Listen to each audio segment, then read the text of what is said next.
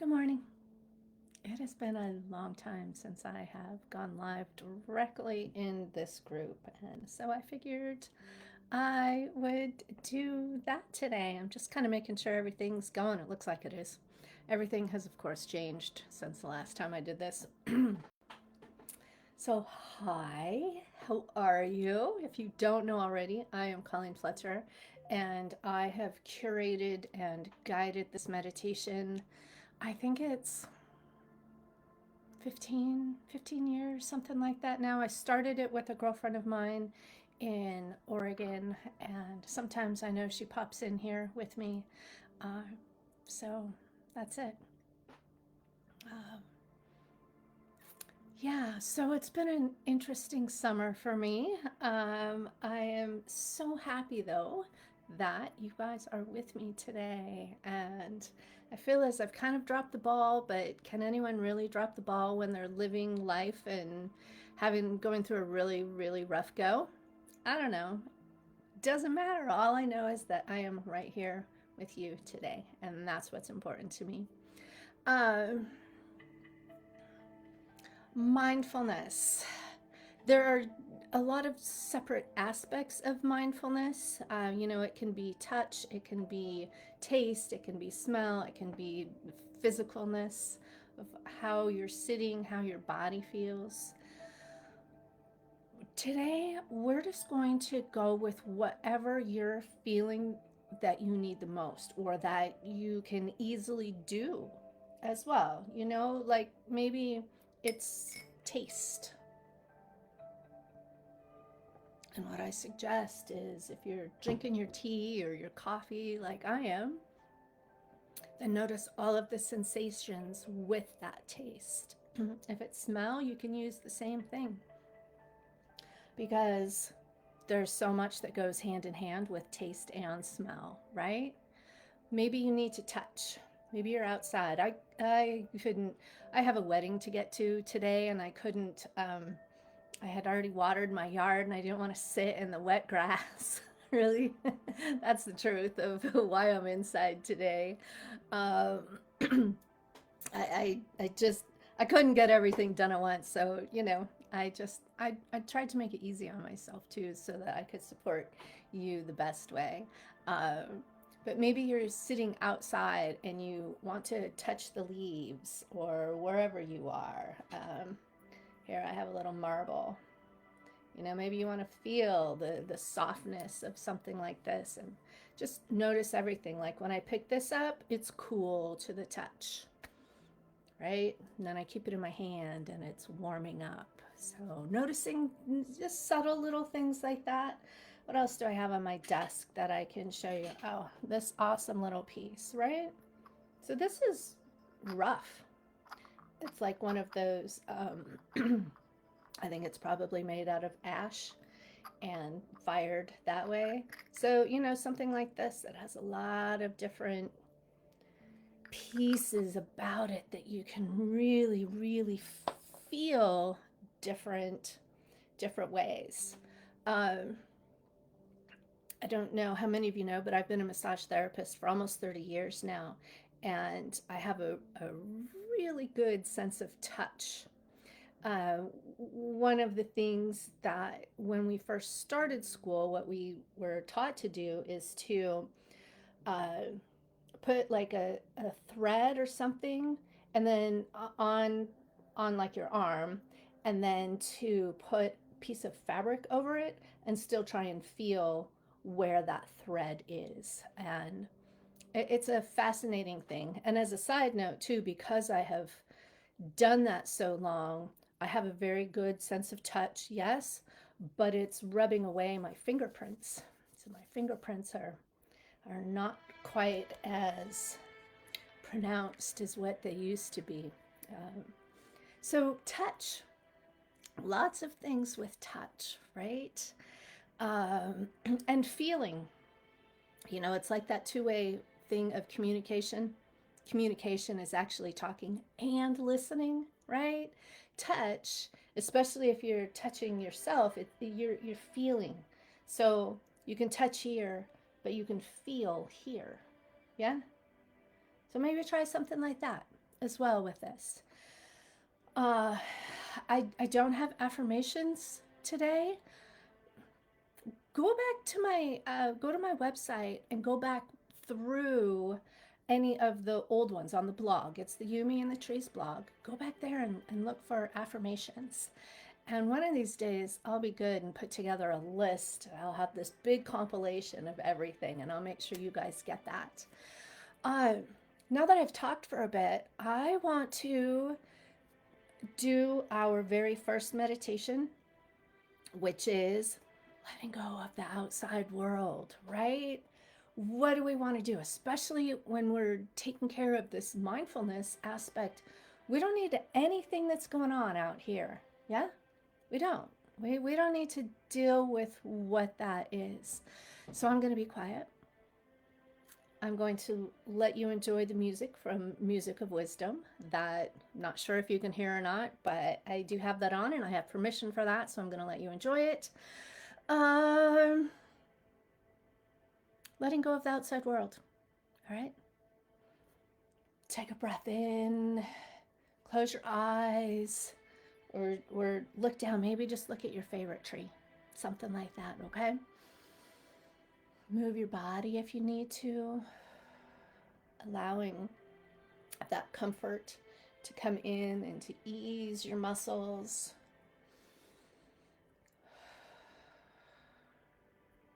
Feel your breath moving within your body.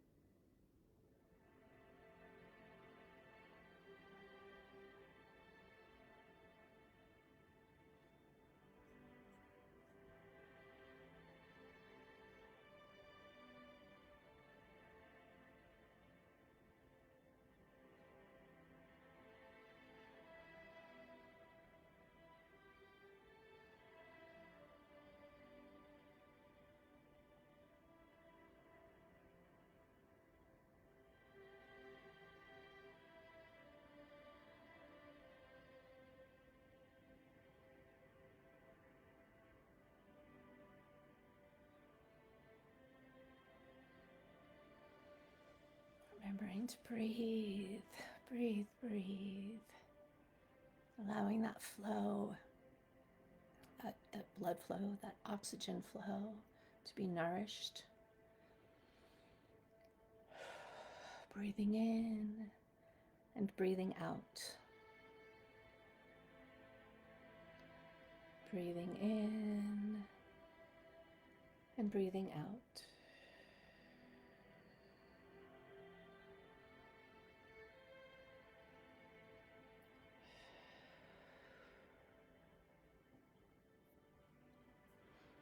Okay. Go ahead and take just a quick moment if you need to finish off that letting go of the outside world meditation. Yeah, and then stay within that spot within yourself, and that's calm. And one of the things that I do a lot with all of my meditations is compound them. So we've got this first one where we have let go of stuff and we're present right here in this moment, and in the time that we're sharing together. And then we're going to do another meditation, and that's where you're going to find most times what happens is it's like, whew, it is so much easier for me to get into that spot. And one of the things that I found that holds people back the most from meditations is it's the brain chatter. It just doesn't stop. There's that, and then people say that they don't know how to sit, or their body hurts, right? So what I have noticed throughout the years is that if you just, let's say that it's your body that hurts, okay? One of the first things is to get on your butt bones. This is a representation of your butt bones, your sits bones. You want to have them, straight like this, but you don't want to be rocking on them. So you don't want to be all hunched over like this, right? So as much as you can, upright on your sits bones, head on top of your spine. And here's a great representation too. This is a yardstick, yeah, or one of those long measuring, like a meter or something like that. I think, I don't know. I call it a yardstick. That's what I know it as. That, and it's pretty bendable. Yeah, we know that they're not super strong. Well, this is your head, and if your head is tilting forward, look at what this does to your spine. So it makes it work all these muscles. And that's a lot of times where we get that neck pain, that jaw pain, that shoulder pain, and then that radiates from there. Okay, so your head, most people's head, anywhere 10 to 15 pounds. I think average from what I remember is about 15 pounds. So if you have 15 pounds leaning forward on this flimsy little stick, you can see what that does all the time. So that's where it's important. And the first you get with that is sitting upright. Okay. Uh, Breath also, your breath work, breathing in, breathing out really helps. We've got oxygenation. That's what breathing does, brings oxygen, gets to our blood, flows all around. Yeah. So these are just some simple little things that can really help with your meditations if you're struggling with them. Um, I'm going on 51 years. Yeah, 51 years now with meditation. So, yeah, I was a kid. There obviously was not experiences like this that I could do, not music I could listen to. So, I am very used to just sitting in silence. And it's amazing how noisy silence can be. There's so much that you can hear going on around. Uh, so that's what I'm used to with it. Even with all of that, sometimes meditation is really hard. It's hard to have your brain just reeling, and as I've mentioned, I'm still in the stress load that I've had. I'm having to it there's not an easy end to what's going on. So I am putting everything that I know into action right now. And so I really understand how difficult it can be sometimes to turn your brain off and what to do. And the tips that I talk about, it's what I do. It's what gets me through. So I do understand it. I understand it from a professional standpoint. I understand it from a personal standpoint. Sometimes it's just hard. And if you can sit and shut your brain off for 30 seconds to 60 seconds, then I think you've done amazingly well. Amazingly well. So please keep that in mind with all of this, that the shit ain't easy sometimes. It's it, it's one of the human conditions we've got. Yeah. Okay. So mindfulness, smell, taste, touch, hearing, all that kind of stuff. What do we do? Think of your five senses. Yeah. Work with one of them at a time. Um, I tend to think one of the easier ones, two of the easier ones are uh, smell and taste. Smell, maybe I don't know. This is just me, so I'm going to take my own personal experience with this and guide you through it, and then you piece together whichever one of the five senses works best for you. Okay, and you can always leave comments, and I do get back with you. I promise I do. Not right away sometimes, but I do. It's very important for me to respond to your questions. So I'm going to take this. and I'm going to go with taste. I know that this is one of my favorite teas ever. Um, and I have someone that I get my supply of teas from locally. Love those teas, but this one here, and I think that what I love about this one is because I was with my sister and she does not live in the same town that I live in, and we were together where she lives, and she was telling me about this great new tea shop. And I went, I'm like, yeah, okay, I have good teas at home. I love the person I get those from. I don't know, there's something about this. And so I think it nourishes my heart space as well, being with my sister. So I get that part with it as well, which is very empowering when you're talking about a smell, a taste, mindfulness, anything like that.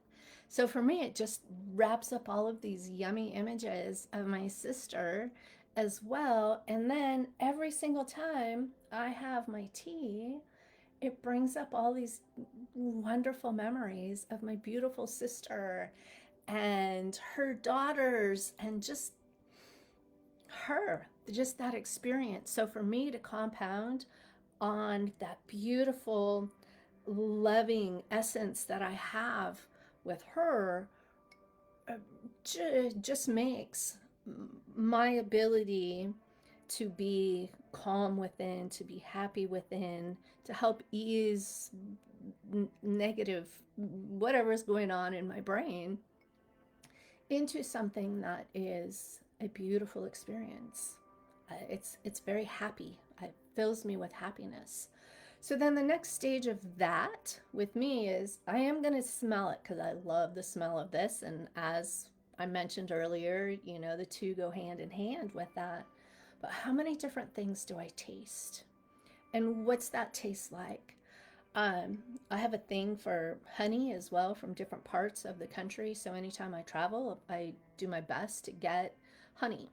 Right now, I have a very strong honey that is local, and it is one that really helps with allergies because of all of the wildflowers that it has. So I have a very strong, rich, flowery type of honey in here. Have a little bit of milk, so it has its own little sweetness, creaminess about it. The tea itself is a pumpkin spice. And I know it sounds like, oh yeah, fall, everyone has their pumpkin spice, blah, blah, lame. This is the best. It's because it doesn't have any of the fake flavorings or anything like that in it. It is an amazing, rich, super, super pure tea.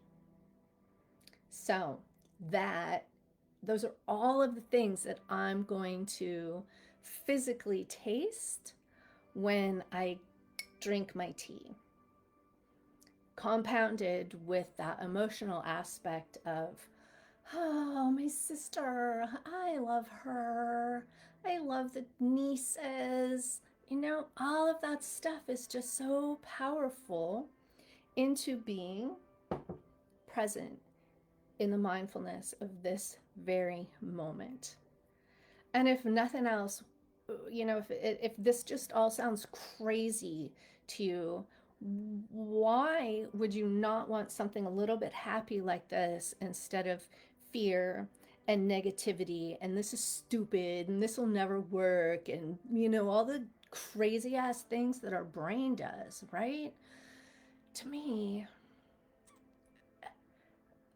a moment of gentle happiness is worth that. Letting go and spending years in meditation and trying to find one piece of serenity or calm or ease in our mind and our body, and then once we get it, you're just like, no shit, I want to do that. That little piece of happiness is what does it.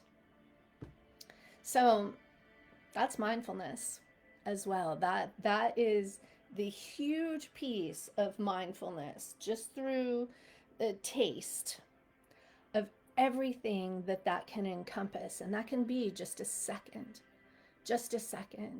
and that second can last, can be something that you think about, and your body just craves that kindness, and how damn good that feels.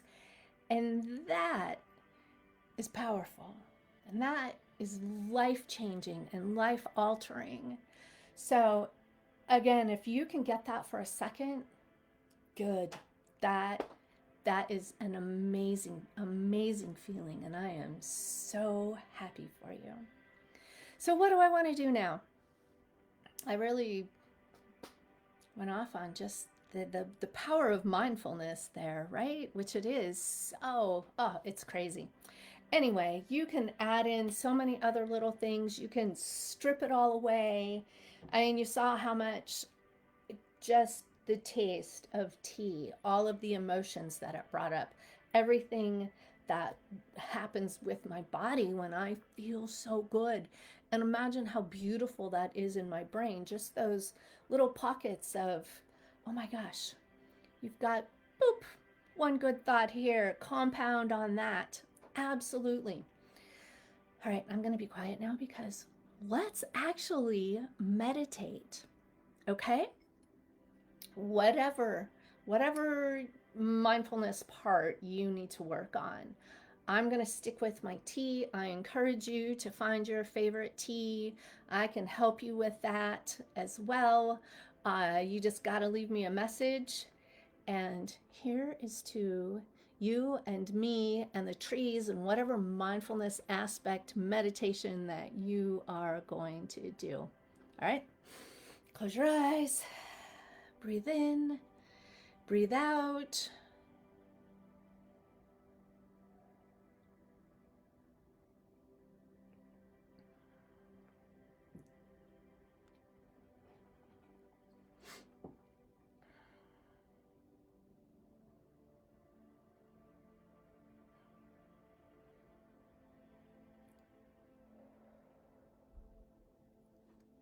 Be aware of your body posture as you continue to breathe in and breathe out. Breathing down into your low back and belly can help with that postural aspect of your sits bones, your low back.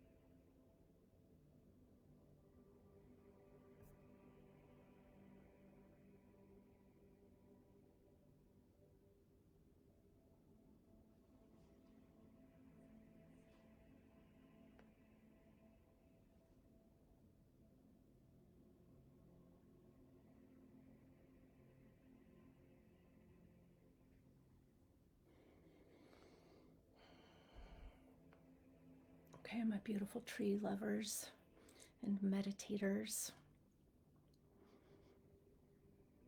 Could you notice how much easier it was that time to when you compounded down into that second meditation? How powerful that is. I hope you did. To me, it's one of my favorite things. Just of, all right, I've done that, and now I'm right here. So anyway, if you're in a place where you can stay meditating longer, then do so. If not, then please come back to your full awareness so that you are safe going about the rest of your day, especially if you have to get up and drive, anything like that.